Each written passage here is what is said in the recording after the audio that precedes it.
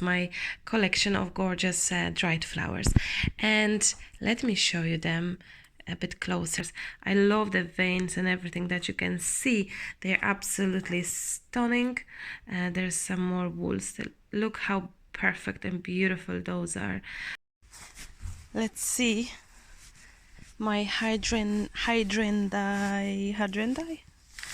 Okay, I have some lovely dish and I'm gonna grab those beautiful little flowers, and I really don't mind if they are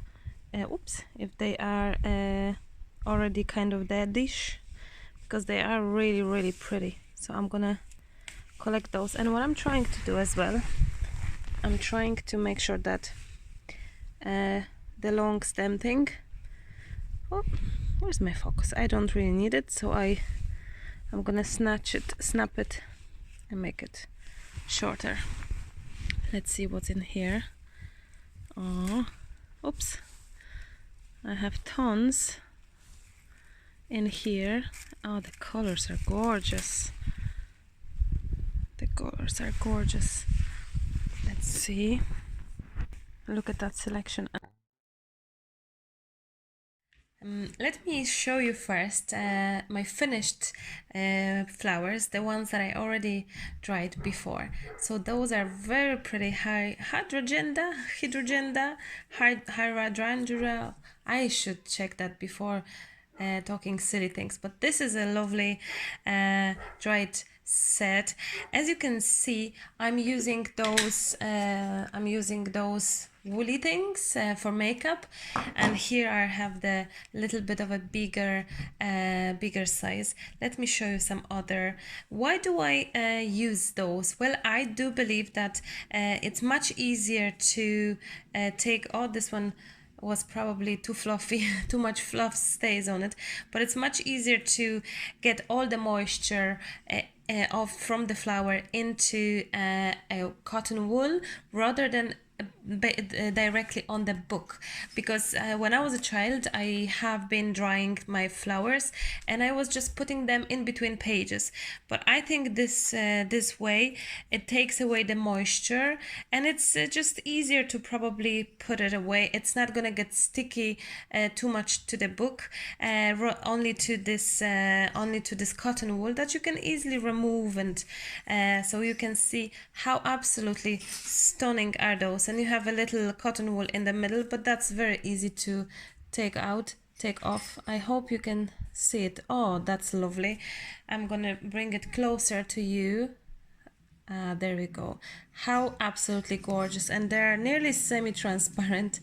I mentioned to you how long I was drying them. I think it took me 3 weeks or a month. Can't remember, because I actually put them in this book, and I just left them there, and I can't remember how long. Few weeks. So they are a definite. They are definite a dry. The book that I'm using, I'm gonna show you firstly. It's very thick book. Oh, look, there's more in between those. There's more. I'm gonna take those away so you will see it. Maybe in a minute I'll show you the result. Is there something else? Oh, looks like there's more and more, way more. So yes. So what I will do is I'm gonna open it in the middle, so the bigger part will be. We can do it in the bigger kind of. It will be just easier to close it. That's what I'm trying to say. So I'm gonna take another cotton wool pads. Are they pads? One more. Actually, I could use the one that I've already used, I guess, isn't it? So I can put aside my my flowers. I'm gonna clean them from the wool later on, but I can definitely use those. Look how absolutely gorgeous are those, and the colors and all. So I'll show you that in a minute, but let's just put our flowers now back on. So I'm just putting them on top. It would be nice with this one, for example, that's from the front door. Just kind of help it, and help it to make a shape when it's lying down. so it's much easier because they're very delicate already. So probably I should probably dry them straight away after cutting. So that's a good advice to you, because they are very fluffy now and hard. They're not, you know, they lying down here in the kitchen for the last, I don't know, 3 hours maybe, and they're already dying. So doing it, well, the hadron that are fine, but others looks like they semi dying. So maybe it would be beneficial for you to do it straight away when you try to dry it. So this is it. And what else? Let's try this one more, which is this super pretty. And the selection is gorgeous. I absolutely loving those. Oh, same for those ones. The I can't remember the name, so I'm gonna try to snip it on the back a little bit, put it there, so it would work. I hope I should look how many flowers I got destroyed just because I didn't do it straight away. So that's your big thing for you to do. Do it straight away. The second you are cutting, go in and do it. So basically, once you have your flowers ready, you can close the book, and it's much easier to even move the cotton cotton pads, cotton circles, and close it. And then what I would do as well, I would stack a few books on top of that. Oh, bless you, Hannah. Absolutely loving them. So I hope this was helpful. I hope you enjoyed it, and I hope maybe you have some ideas, some suggestions, maybe you have some other technique for drawing. Please do share it in the comments section below, so we can find out maybe some other tips and tricks about drawing, how to dry flowers. I'm no expert, but it worked for me, and it worked for my art journal. So yes, I'll show you my art journal page. 2 seconds. So you have art journal page here with the dry flowers that I made, the book, the journal. I think it's already published on the YouTube, my YouTube, so you can have a look. Absolutely loving it to bits, and use the dry flowers. So that's super way. You can use gloss. I use some gloss medium on top. You can use hairspray to keep it forever. Yeah, so I hope this was inspirational, helpful. Definitely let me know what you think in the comment section below the video. I would love to hear from you, and I hope, well, it's after summer now for some of you, but yeah, have a look what's in your garden. Maybe I just want you to see that it's more flattened now the next day, and even if I can move it, oh, it's already nice and flattish, as you can tell.